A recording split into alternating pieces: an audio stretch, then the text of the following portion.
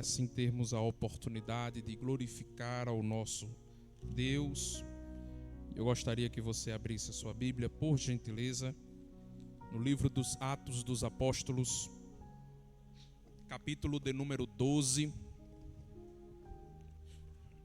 Atos, capítulo de número 12. Enquanto você localiza, quero agradecer a Deus por esta oportunidade, também agradecer pela vida do vosso pastor Souza, que é um amigo que Deus tem nos dado ainda de quando estávamos ali servindo também no campo em Ceará-Mirim, e como ele diz, tive a oportunidade de sucedê-lo em uma das igrejas que por ali ele passou, e é uma alegria poder estar aqui em Córrego de São Mateus, onde também tive a oportunidade de vir para a sua posse na noite daquele dia. A ele, a missionária Elma, que Deus continue abençoando e fazendo prosperar em o nome de Jesus. Atos capítulo de número 12, se você achou, por favor, me sinalize dizendo amém. E por aquele mesmo tempo, o rei Herodes estendeu as mãos sobre alguns da igreja para os maltratar. E matou à espada Tiago, irmão de João, e vendo que isso agradara aos judeus, continuou também mandando prender a Pedro. E eram os dias dos asmos. E havendo-o prendido, o encerrou na prisão, entregando a 4 quaternos de soldados para que o guardassem, querendo apresentá-lo ao povo depois da Páscoa. Pedro, pois, era guardado na prisão, mas a igreja fazia contínua oração por ele a Deus. E quando Herodes estava para o fazer comparecer, nessa mesma noite estava Pedro dormindo entre 2 soldados, ligado com 2 cadeias, e os guardas diante da porta guardavam a prisão. E eis que sobreveio o anjo do Senhor, e resplandeceu uma luz na prisão. E tocando a Pedro no lado, despertou, dizendo: levanta-te depressa. E caíram-lhe das mãos as cadeias. E disse-lhe o anjo: cinge-te e ata as tuas sandálias. E ele assim o fez. E disse-lhe mais: lança às costas a tua capa e segue-me. E saindo o seguia, e não sabia que era real o que estava acontecendo, mas cuidava que via alguma visão. E quando passaram a primeira e a segunda guarda, chegaram à porta de ferro que dá para a cidade, a qual se lhe abriu por si mesma, e tendo saído percorreram uma rua, e logo o anjo se apartou dele. E Pedro, tornando a si, disse: agora sei verdadeiramente que o Senhor enviou o seu anjo e me livrou da mão de Herodes e de tudo o quanto o povo dos judeus esperava. E eu digo amém, e você diz glória a Deus. Olhe para mim aqui, por favor. Queridos, é bem verdade que quando estamos vivendo um tempo de provação, uma das coisas que mais queremos é que esse tempo logo passe. É verdade que nesse momento de deserto, no momento de tribulação, de adversidade, há um planejamento, há um sonho, há uma esperança em cada um de nós para que isso se encerre. Muitos, pela facilidade de sonhar, de ter esperança em um momento de caos, consegue até imaginar como será o dia que Deus colocará o ponto final nas tribulações, no deserto. Já pode imaginar o hino que será cantado. Já pode até compartilhar com algumas pessoas como é que vai ser o culto de agradecimento. Muitas das vezes, ao chegar num culto como esse, ao ouvir palavras que trazem ânimo para a nossa fé, de ouvirmos do pastor, seja de algum obreiro ou de algum mensageiro, de dizer que o tempo da prova está acabando e dizer que o tempo da vitória está chegando, isso nos anima. Mas o que fazer quando algo está sendo vivenciado e na perspectiva que as coisas melhorem, pelo contrário, elas vêm a piorar? Porque a Bíblia vai nos dizer que um profeta por nome de Ágabo se encontra com os crentes em Antioquia e afirma que por um tempo haveria uma fome que traria um tempo de tribulação para todas as pessoas naquela região. A Bíblia diz que esse tempo acontece nos dias de Cláudio, que governava naquela região como imperador. E a Bíblia nos dirá que a igreja em Antioquia, entendendo a necessidade dos crentes em Jerusalém, reúnem uma oferta para suprir a necessidade de alimento, as carências que a igreja em Jerusalém elas tinham. Algo que já beirava a algo ruim, que era a fome, a escassez. E eu preciso afirmar-lhes nessa noite que a igreja de Jerusalém era uma igreja muito generosa. Quando você ainda observa no capítulo de número 2, você perceberá que existia pessoas que vendiam as suas propriedades e depositavam essas riquezas aos pés dos apóstolos, de modo que não havia necessidade na área financeira, alimentar, nas vestimentas, na igreja em Jerusalém. Mas em um momento de necessidade a escassez vem, e agora a igreja em Antioquia supre essa necessidade através de ofertas, através da generosidade no coração das pessoas. E aquilo que não poderia ser já ruim, que era a fome e a privação, agora o Estado vem a entrar no corpo religioso através de Herodes Agripa I, que ele toma a uma das colunas da igreja, que era Tiago, irmão de João, e mata a Tiago. Aquilo que era ruim agora piora. Mata Tiago, e isso que agradou aos judeus, ele também agora toma a Pedro, que era alguém que era uma voz da igreja. Era alguém que, junto com os outros apóstolos, tinham a liberdade, a autoridade de pregar, de evangelizar e de enviar outras pessoas. Agora, ele prende a Pedro, e você percebe que a intenção de Herodes era matar a Pedro.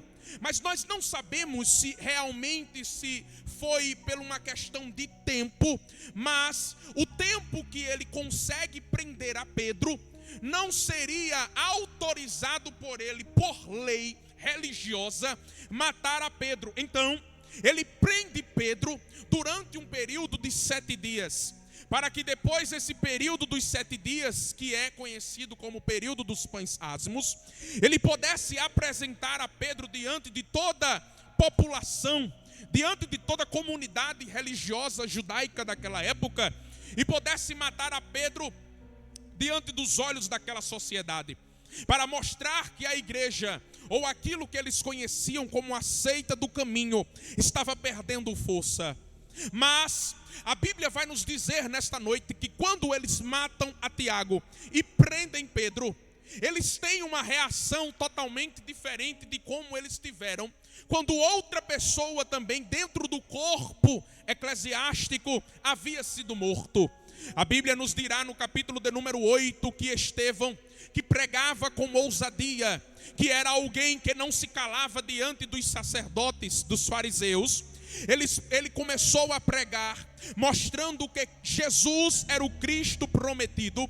E a Bíblia nos dirá que ele era tão ousado e persuasivo em suas palavras, que os fariseus e religiosos daquela época trincavam os dentes com tanto ódio. E agora, por ter sido acusado pelo pecado de blasfêmia, ele é agora acusado e julgado pelo pecado de blasfêmia, e ele é apedrejado em praça pública. E esse homem, à medida que ele está sendo apedrejado, a Bíblia nos dirá que os céus se abrem e ele vê Jesus assentado ao lado do trono de Deus, e ali ele perdoa os seus algozes, aquelas pessoas que estavam o apedrejando. A igreja, quando recebe esta notícia que um dos seus membros havia sido morto, ali haverá a primeira dispersão. Quando Estevão ele é morto, as pessoas começam a fugir. É daí que começa a ter uma ênfase missionária, porque as pessoas inflamadas pelo fogo do Espírito Santo, eles saem de cidade em cidade, mesmo que fugitivos, pregando o Evangelho. Eles chegam também na região de Antioquia, e ali eles pregam o Evangelho em razão desta dispersão. Agora, a igreja que outrora havia se dispersado por causa da morte de um dos seus membros, por causa da morte de um de seus obreiros, a igreja agora reage totalmente diferente diante da morte de Tiago e a prisão de Pedro. A igreja que no capítulo de número 8 havia fugido, havia se escondido, havia corrido, havia temido por sua morte, agora, diante da morte de um dos seus obreiros, ela não fugirá, pelo contrário, ela se reunirá na casa da irmã Maria, e eles entrarão em acordo, dizendo: mataram Tiago, prenderam a Pedro, mas nós não fugiremos, nós utilizaremos a arma que foi entregue para a igreja. Nós vamos orar, aqui não foge ninguém, nós vamos orar, não corre ninguém, nós vamos orar. Quem sabe o diabo te atingiu, quem sabe o diabo te atacou, e em dias passados você poderia correr, poderia afrouxar, poderia abrir mão, mas o diabo quebrou a cara, porque nessa prova não corre ninguém, não foge ninguém, não bate o pé ninguém, porque a igreja vai orar, orar, orar, orar. Não corre, mas ora, não perde, mas ora, não abre mão, mas ora. Alguém até disse assim: no passado perdeu, mas agora não perde, porque a arma que vai ser utilizada não é a perna para correr, mas é o joelho que se dobra para orar aquele que responde à oração de uma igreja.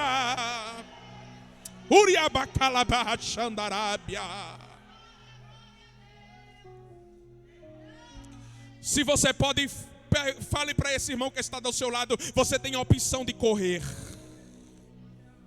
e você tem a opção de orar.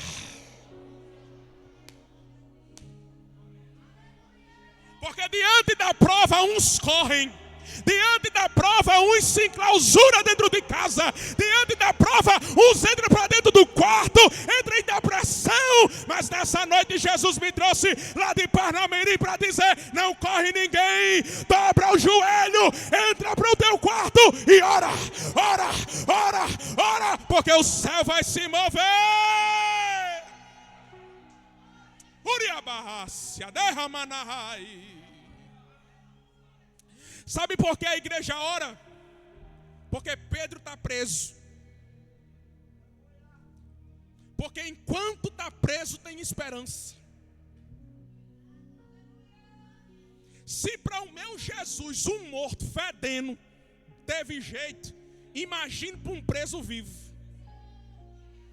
Aí tu está preocupado só porque está preso. Tu está preocupado só porque está parado. Tu está preocupado só porque o juiz disse assim: daqui não passa. Tu está preocupado porque o médico já disse assim: vai tomar remédio a vida toda. Enquanto está vivo, tem esperança.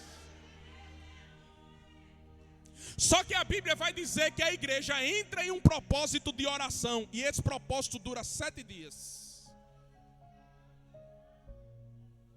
7 dias. E é oração contínua, oração sem interrupção, oração que não para. Meu irmão, imagine 7 dias orando 24 horas, direto. é algo que é chamado de relógio de oração. Em uma das igrejas que eu passei, eu tive uma coragem de fazer um relógio de oração, 24 horas, ininterrupta. Tinha momentos que só estava eu. Tinha momentos que só estava um irmão.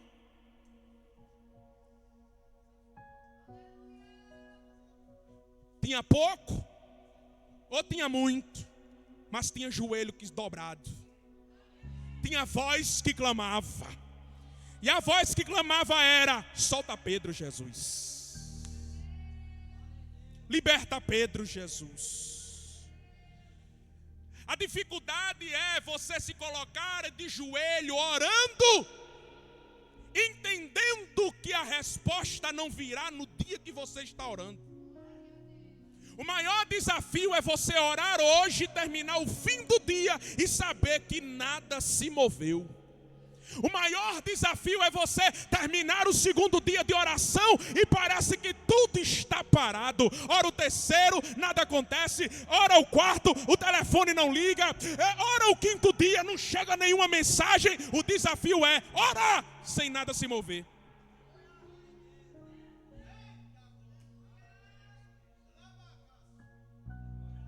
O desafio é se mover em um vale.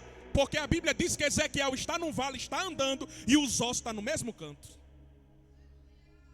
O desafio é andar no vale cheio de ossos e perceber que o osso não muda de lugar. O desafio é você se mover em obediência e perceber que tudo está parado.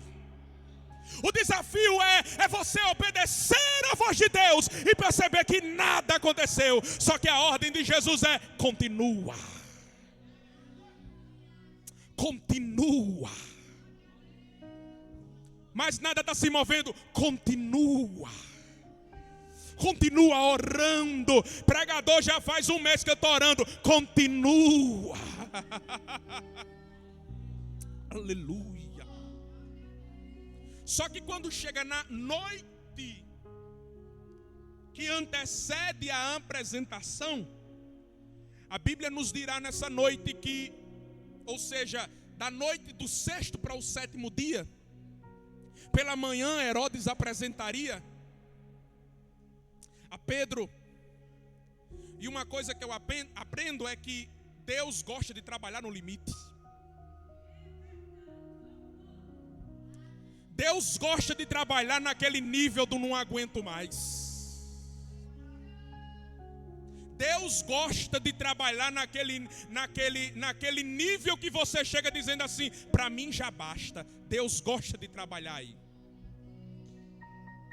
Deus gosta de trabalhar quando suas forças se esgotam.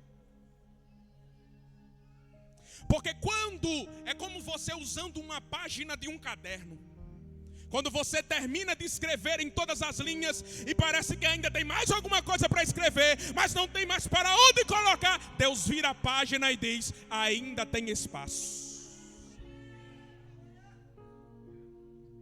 Aí é nessa noite que um anjo aparece dentro da prisão.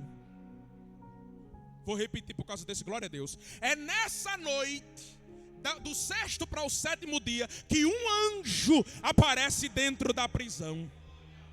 Só que tem um detalhe, pastor Souza: o anjo aparece na prisão, mas a igreja está orando em uma casa. Porque nem sempre a resposta da tua oração virá no ambiente da sua oração.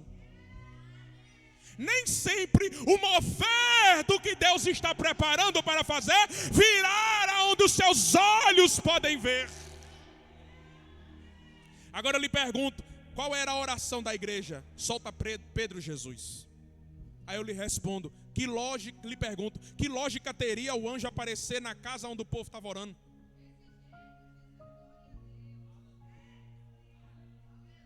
Que lógica teria o anjo ir lá? A lógica é ir para onde a oração está apontando. Então para de dizer assim: estou orando e não estou vendo nada. Porque o resultado da oração não virá onde você está plantado os pés. O resultado da tua oração será aonde Deus começará a mover o resultado, mover as águas. Deus está falando com alguém aqui nessa noite. Continua orando, mesmo que você não me esteja vendo, mesmo que você não me esteja ouvindo. Eu sinto graça de Deus para profetizar nessa noite. Levante uma das suas mãos aí, em nome de Jesus. A mão de Deus está se movendo em teu favor. Mas eu não estou vendo o pregador, mas ele está movendo. Eu não estou ouvindo, mas ele está movendo. Ubia calabá, eraba calabá, xuribianda, arábia.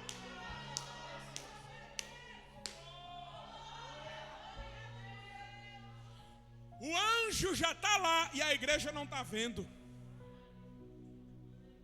Cuidado.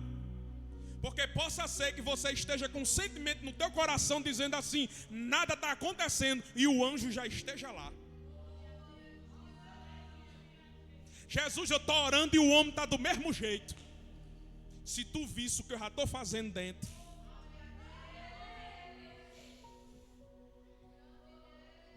Jesus, eu estou orando e nada está acontecendo nesse trabalho, está do mesmo jeito. Se tu visse o que eu já estou fazendo por lupa, para por detrás dos teus olhos aquilo que você não pode ver. Jesus, eu estou orando pelos meninos e os meninos estão do mesmo jeito. Se você soubesse que eu já estou indo lá e já estou tirando daqui, colocando para lá, porque é você ora e o meu anjo se move, se move, se move, se move, se move, se move.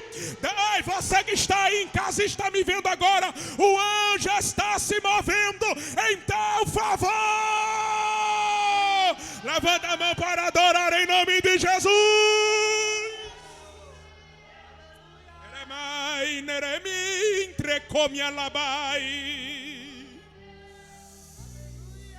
Rama bacalobe que nevaragacia.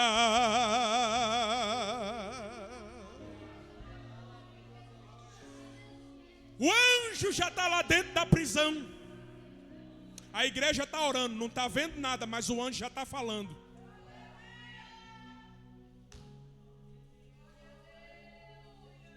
A igreja está de joelho, está orando, não está ouvindo nada, mas o anjo já está falando. A igreja está orando, não está vendo nada, mas o anjo já está tocando.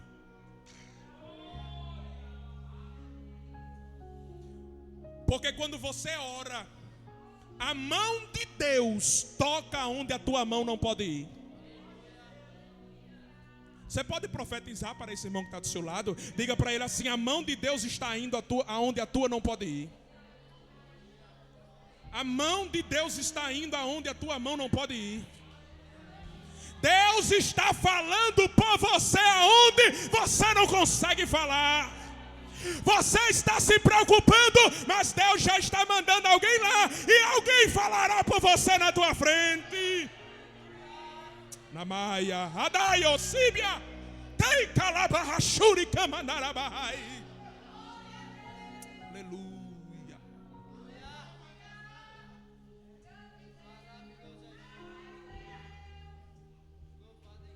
Levanta de praça. Aí quando Pedro se levanta, aí a Bíblia diz que a algema cai. Pá. É interessante, porque Jesus tem chave que abre qualquer cadeado e fechadura.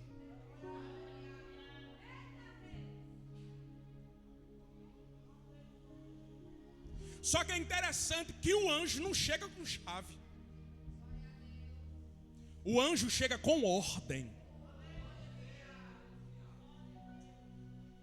O anjo não chega com uma chave, pastor Souza. Levanta os braços aí. O anjo chega com uma ordem. Se levante. Porque quem sabe você esteja esperando uma chave. E na verdade Deus te diz assim, eu não tenho chave. Eu tenho uma ordem. Porque a cadeia vai cair na hora que você obedecer. Eu já te dei uma ordem. Tu está deitado porque quer. Tu está prostrado porque quer. Porque na hora que você se levantar, a cadeia cai, a algema cai, a porta se abre. Teu problema não é chave, teu problema é obediência. Porque cadeia não abre com chave apenas, cadeia abre com quem obedece.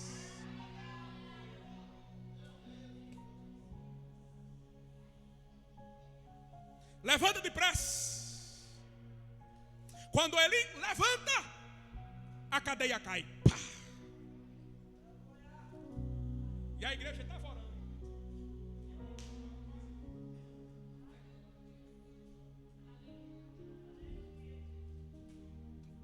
Agora, meu irmão, dentre esses minutos que nos restam, se tu estivesse em uma fuga como essa, se tu soubesse que de manhãzinha cedo alguém vai te matar, e chegasse um resgate, tu ia sair como? Com certeza tu ia sair correndo. Com certeza tu ia sair, como diz lá no interior, desembestado, dando uma carreira grande, que ficasse para trás quem quisesse.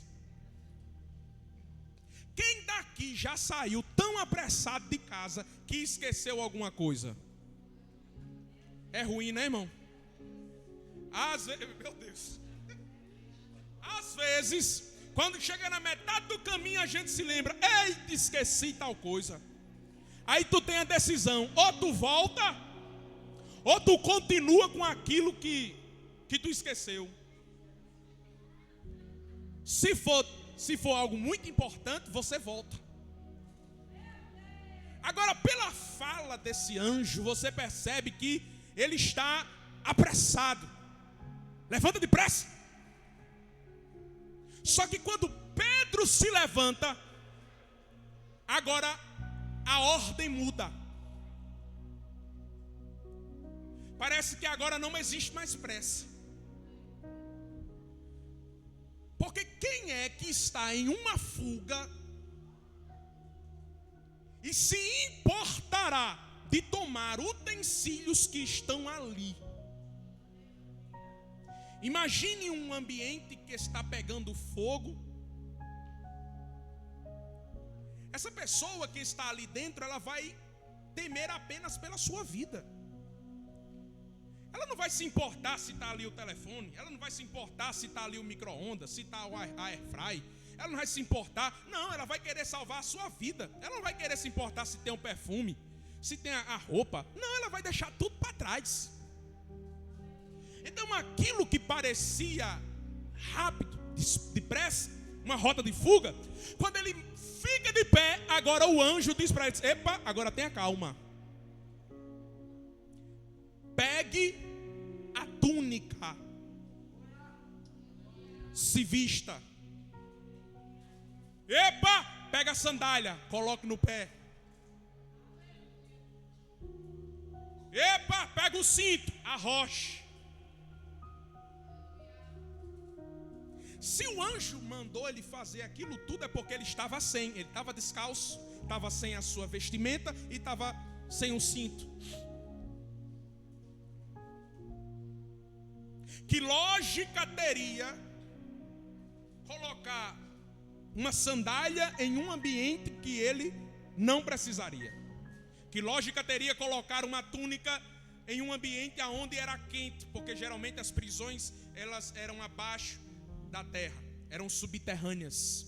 Então era quente, era úmido, era seco, melhor dizendo.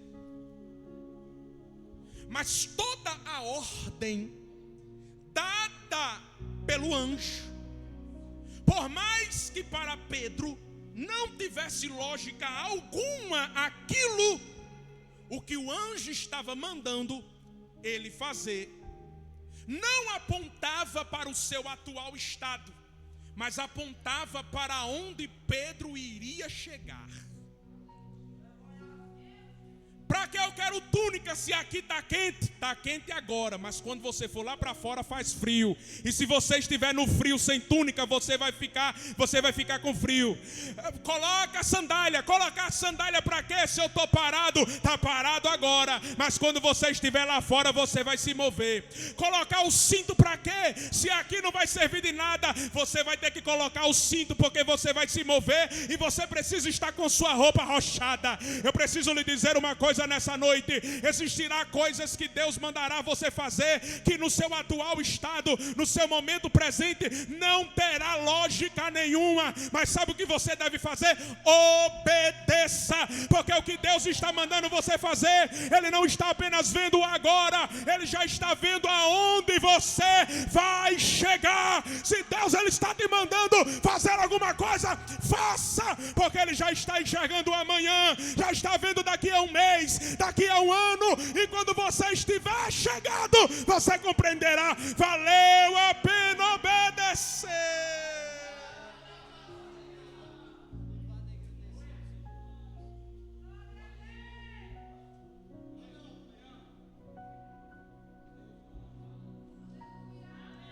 A Bíblia diz que quando o anjo diz assim: segue-me, e não é segue-me lado a lado, mas é segue-me atrás de mim. É o anjo que vai na frente e Pedro vai atrás. A Bíblia diz que quando o anjo vai na frente e Pedro vai atrás, eles passam pela primeira e a segunda guarda. Estas guardas, elas tinham um objetivo: guardar Pedro e impedir que ele saísse da prisão. Mas eu venho como um atalaia de Deus nessa noite para te dizer: se você obedecer a Deus, quem tem ordem de parar você não vai conseguir. Aquele que foi pago para colocar a mão nos teus peitos e dizer: daqui você não passa, esses mesmos não vão ter autoridade e vai ver você passar, vai passar, vai passar, porque quem vai na tua frente é Deus, é Deus, é Deus, é Deus. E alguém vai lhe perguntar como foi que isso aconteceu. Você vai dizer: eu não sei, eu só fui seguindo ao anjo do Senhor, que ele disse: vai atrás de mim, eu vou na tua frente, eu abro porta. É o livro da corrente, é o livro da fornalha, é o livro do mar e do leão e do gigante.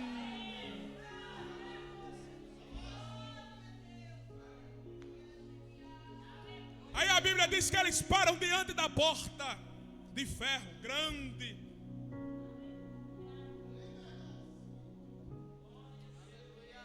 Ela se abre por si mesma. Meus irmãos, eu sou do interior do estado, uma cidade chamada Pendência, cidade pequena, 14 mil habitantes. Meu irmão, eu me lembro que a primeira vez que eu vim ali em Natal, fui a primeira vez no Shopping Midway. Eu fui sozinho. Quando eu cheguei diante da porta de entrada do Midway, a porta se abriu sozinha, eu fiquei admirado. Pense no matuto.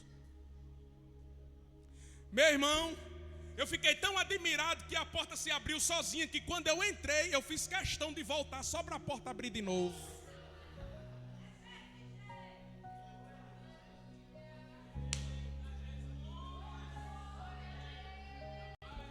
Aí quando Pedro chega diante da porta de ferro, o anjo que não usa a chave, mas usa a presença dele, chega diante da porta e a porta se abre. A porta não se abre por causa de Pedro, a porta se abre porque alguém estava na frente de Pedro. Então levante uma das suas mãos que eu vou profetizar. A porta vai se abrir e você não vai nem precisar colocar a mão na maçaneta, porque quem vai abrir é quem vai na tua frente.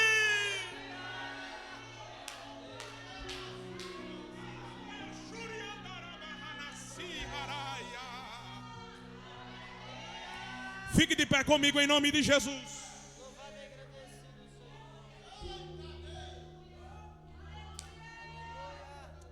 assim obreha. Ei, camanavaragarrachandarabahaya.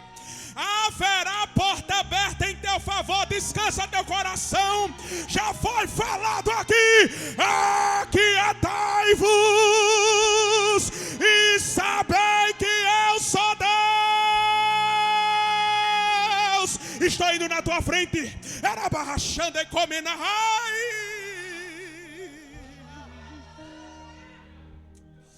Descansa teu coração, porque quem vai falar por você sou eu.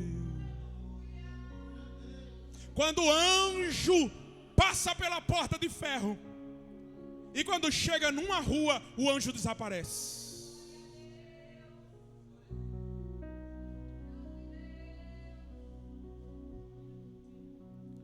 O anjo desaparece. Aí Pedro chega à compreensão: eita, agora eu sei que Deus enviou o seu anjo para me livrar. Aí quando ele sai dali, ele vai para a casa da irmã Maria.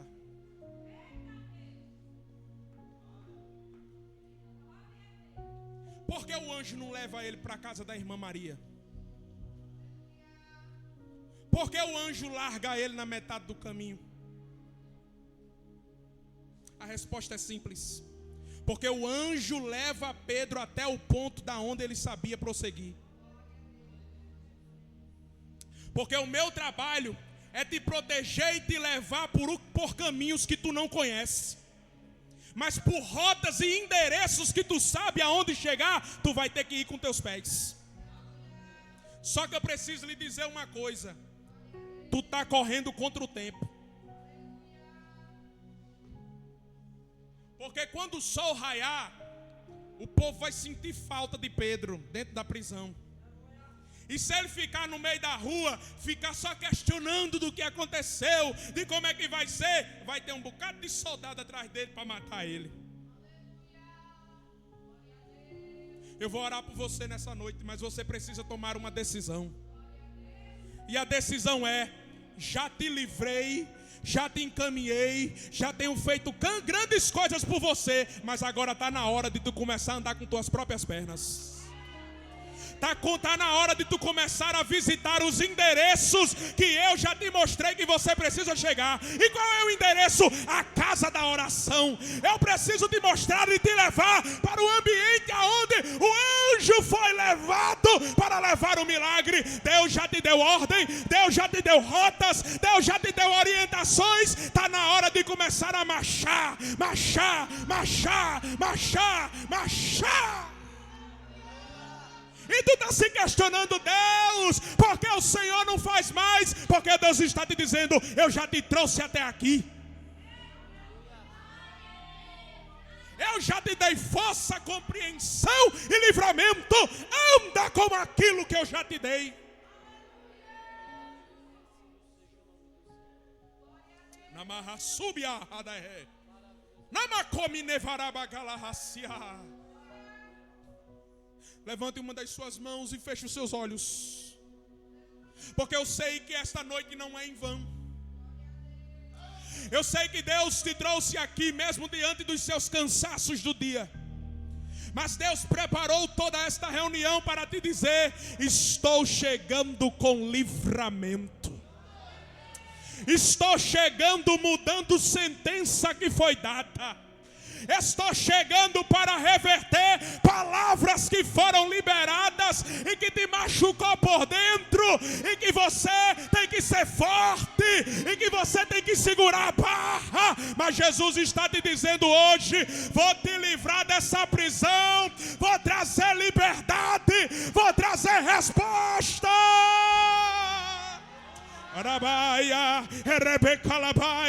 Ó Deus dos céus e da terra, no poder que há no nome de Jesus, tu conhece a cada vida que aqui chegou, tu conhece a cada vida que está aqui presente. Eu te peço, meu Deus, nessa noite, que o Senhor venha chegando, revertendo o quadro, mudando sentença, mudando esse cativeiro, porque o Senhor é Deus que envia anjo nessa noite, meu Pai, como espada desembanhada. O gigante está caindo lá na tua casa, o gigante que está cantando cantando de galo lá dentro da tua casa.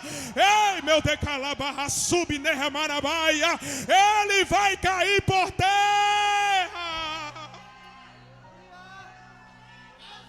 Ei, barrachanda e camanaia. Se prepare, porque haverá porta aberta em teu favor. Se prepare, porque haverá telefonemas que chegarão de surpresa e você ouvirá e você não aguentará. Será um cântico de alegria, um cântico de vitória. Recebe a tua vitória em nome de Jesus.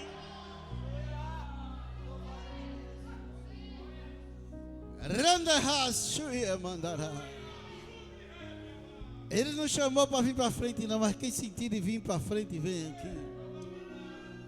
Eu vou orar por um milagre agora. Vem aqui quem está precisando de um milagre. Randacaçu, venha, você está precisando de um milagre, vem aqui. Te amo, Deus.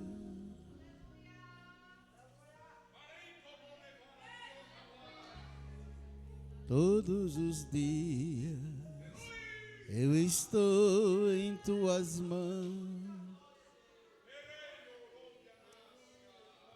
Jesus está aqui. Tua graça nunca falha.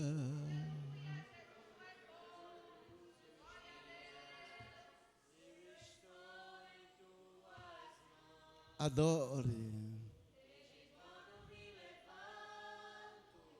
Até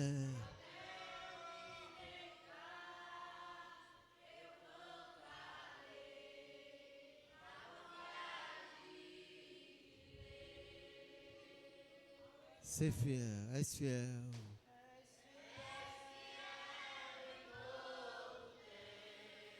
Venha para frente, Jesus está te chamando.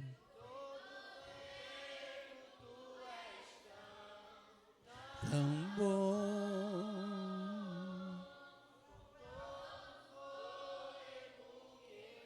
Ainda tem gente que não vê que Jesus está chamando.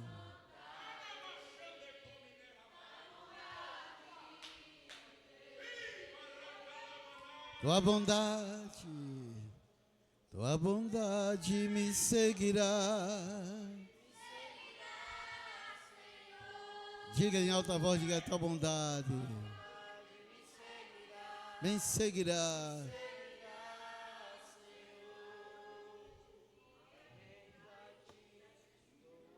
Eu sei, entrego tudo. Você entrega e diz assim: tua bondade me seguirá.